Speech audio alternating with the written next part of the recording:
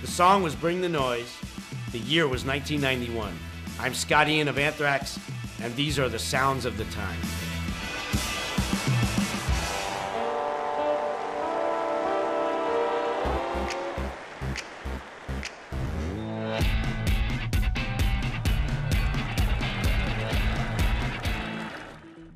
December of '77, I saw Kiss at Madison Square Garden, and I could pretty safely say I left the show that night knowing and understanding that I was going to be in a band. There was nothing else.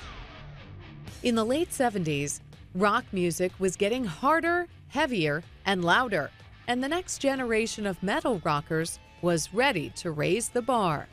In high school, my best friend was a guy named Danny Lilker, and he also a musician. And he was already in a band. He had a band called White Heat. One day, Danny's like, I learned about this thing called Anthrax. It sounds cool. And I was like, yeah, that sounds like a good metal band name. It was in July of '81. Danny and I and a couple of our other friends just got a rehearsal space just to go in and just jam a bunch of cover tunes and stuff. And it just felt right. Something about it gelled that night. And we decided right there, this is it. This is the band. This is Anthrax. Dan Lilker later left the band, but Anthrax kept going, scoring a series of thrash metal hits over the next decade. But one of the band's biggest successes came in an unexpected genre crossover. Public Enemy became my favorite rap group pretty much the first time I heard them. I couldn't get enough of it. I wore a Public Enemy shirt pretty much every day. I wore it on stage. Chuck would see pictures of me in the magazines wearing a shirt because people at Def Jam would say, hey, those dudes at Anthrax are big fans. And so there was a lot of mutual respect initially, and then we got to meet and we became friends. And so I just always had it in my brain, somehow I'm going to work with that guy. And I had an idea for a cover for Bring the Noise. I had a riff, like a basic arrangement in my head. I played the riff, the two parts I had, and I said, let's try and put this together based around their same song structure, but with our beats and our guitar parts. And in about 45 minutes or so, we had an arrangement together. Ian sent a cassette of the arrangement to Public Enemy's Chuck D in Los Angeles. I called him, I said, a tape's in the mail. You'll have it in a couple of days.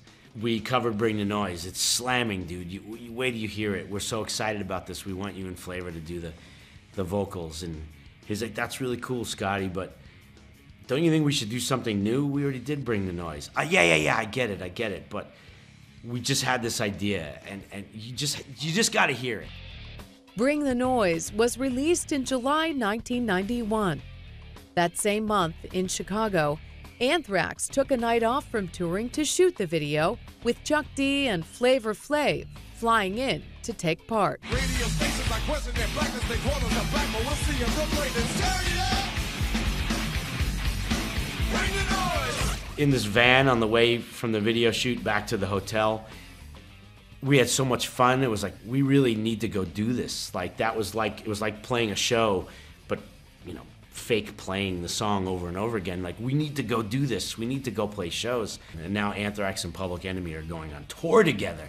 Who the hell would have thought that just 4 years before? Like, nobody. Public Enemy and Anthrax will be playing Dallas, Texas on Friday night. Out of friendship and mutual respect and we just love for each other, and we got to do something that nobody had ever done at that point in time. And I still look back on it as just maybe the best thing, the coolest thing musically I've ever been a part of.